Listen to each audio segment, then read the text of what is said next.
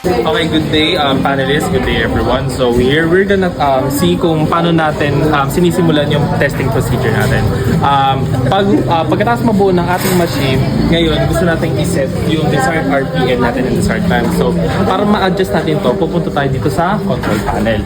Bali, ito yung harap ng control panel. Sa taas, naka-indicate yung minutes. So sa ngayon nakaset siya as 4 minutes. And ayan. Ngayon, para ma-adjust yung RPM, let's go over here. Dito natin ina-adjust yung RPM.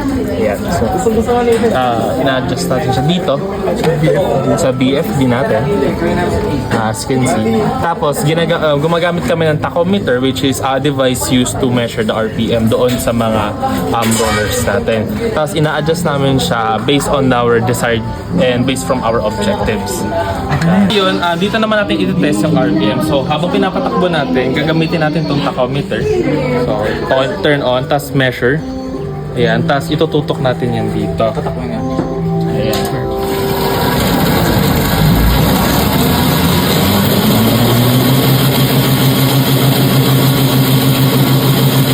So ngayon, ang susunod na natin gawin is refillan itong water tank natin ng tubig. Ngayon, habang nag-refill, pagkatapos mag-refill, ipapakita ng isa sa aking mga member, si Andre Hagonoy. Sige. Ingat lamang. Sa pagsasalin, kailangan mag-iingat lang at sana hindi mapunta dito sa control panel dahil masisira ang machine.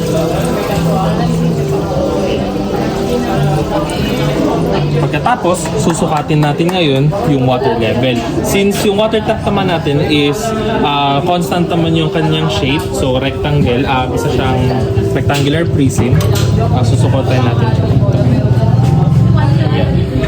Makikita nyo yung height dyan. Tapos, doon natin masusukat ang full. Ngayon, susukatin naman natin ngayon yung per kilo ng ating paro. Base sa aming objectives, ang machine namin ay may kapasidad na 5 kilo or 5 kilograms. So, nakikita natin ngayon, para walang daya, yan ay third. So, na-consider namin yung bigat ng timbangan. Ngayon, pag nilapag natin, sakto na 5 kilo. At yan ang mga uralan namin. Ngayon, pagkatapos natin sukatin yung mga parameters tulad ng RPM, ng water consumption, tapos yung time, ngayon, magsisimula na tayo sa ating testing. Ayan. Pwede nating simulan, start ang ating machine. Ilaglag at siguraduhin na hindi papasok ang kamay mo malalim sa ating machine dahil makakasama ang kamay.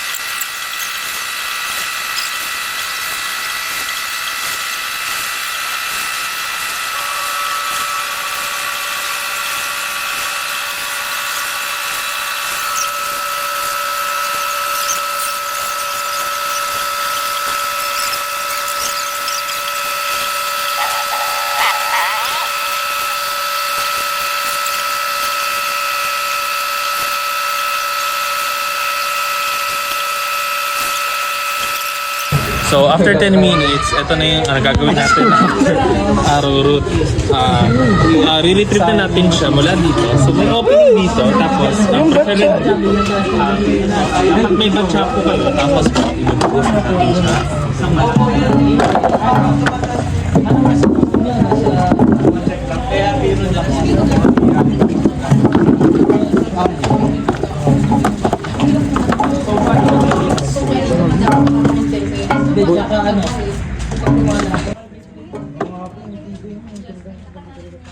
Ano, parang walis pa nga na yun eh.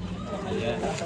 Tapos si Bakit. Try na kasi namin yung So ngayon, babalik tayo sa timbangan, which is third na, base dun sa batcha natin kanina. Ngayon, titimba rin. Kung makikita nyo, ang initial na weight ng ating urang ay 5 at makikita naman natin na after ng test is eksaktong 4 kilograms. Kaya makukonclude natin na 1 kilogram ng balat ang itanggal sa ating. Ngayon, hindi sapat lang ang pagtingin sa RPM, sa tubig na consumption at sa oras. Kailangan tingnan natin yung quality dahil yun naman ang ating goal, malinis at mamalatan. Makikita nyo sa nakaset natin na RPM which is 306 sa loob ng 10 minutes, may mga uraro na masasabi na natin malinis. Yung iba dito ay may konting damage pero minimal lang naman. Pero overall, masasabi na natin na malinis. May mga uraro syempre dahil nagkukumpul-kumpul ito, nagka-clump ito sa isang lugar, may mga hindi gano'n nababalatan tulad nito. Itong mga part na to ay mahirap tagabalatan dahil ito ay mga roots pa talaga at mahirap siya matanggal through traditional brushing.